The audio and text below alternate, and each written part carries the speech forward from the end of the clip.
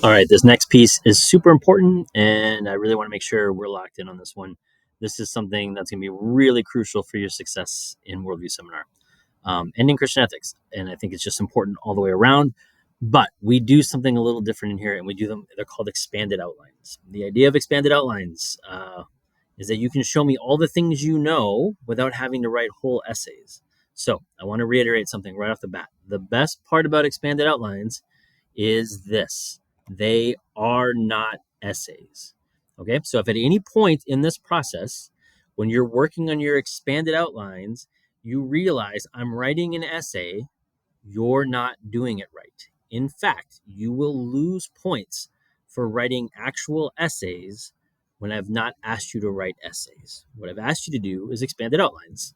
So it's really important that when you see that it's an expanded outline, you follow the directions that I give you for expanded outlines. And I'm going to walk through these in this kind of explainer video really quickly so that you have it. You can come back to this anytime you want. But remember this first rule: expanded outlines are not essays. Okay, but what are they then? Well, expanded outlines will do these things. They'll demonstrate what you actually know. They'll show that you understand kind of key connections in an argument, and they'll be easier and shorter than an essay. That does not mean they will be easy, that there's nothing to them at all, but they will be easier than having to sit and write a 3 or 4 page essay. You can show me you know all that information in just a 1-page document that's an expanded outline. Your expanded outlines should almost never be longer than a page. Every once in a while, you have to go a little bit past a page, but for the most part, it's 1 page of information. What information is it? Well, it's this. It's an introduction. You're going to write an actual paragraph as if you were introducing me to the topic that you're covering. At the end of that introduction, you're going to give me an actual thesis. You guys know what theses are by the time you've gotten to me now. You're juniors. If you're not positive what they are an argument. They are a well-shaped, well-formed argument that, if you were writing an essay, is what you would give me the rest of the paper, right? So for one of the prompts, it's the favorite Marvel movie. Okay, well, here's a thesis statement. If I pick Spider-Man Homecoming, I might say something like, Spider-Man Homecoming is the best Marvel movie because it has 3 Spider-Mans in it. All right, that's a thesis statement. It's an okay thesis statement, but it's a thesis statement. It's an argument. The rest of my outline is going to be trying to prove that argument to you. All right, now, because I have to have 3 main points in an expanded outline, I might write a better thesis statement. My better thesis statement might be that Marvel Homecoming is the best. Homecoming is the best Marvel movie because it has 3 Spider-Mans. It has villains from all of the different worlds, and it resets the entire Spider-Man franchise. Okay? That's a thesis statement. That's an argument. And the best part of that argument is it gives me 3 main points, right? So main point 1 has all 3 Spider-Mans.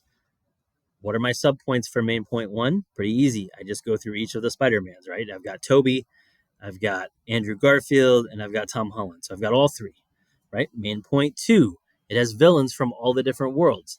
That's easy enough to pull in, right? I can talk about Doc Ock. I can talk about all the other villains, Sandman. They're all there. Boom. That's point 2. I've got my subpoints. Point 3, it resets the franchise. How does it do that? I'm not going to spoil the movie for you, but there's ways you could do that, right?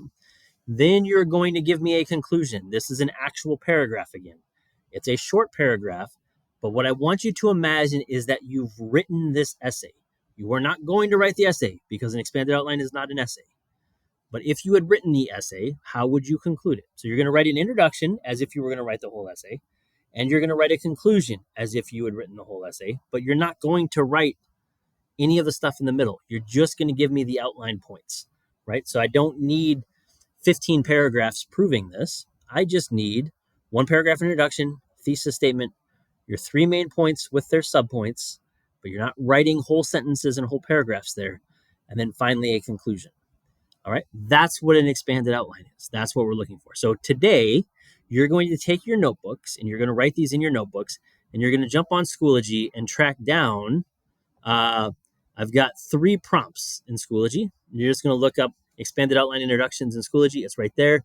Pick one of the 3: favorite Marvel movie, best album of all time, or your favorite book.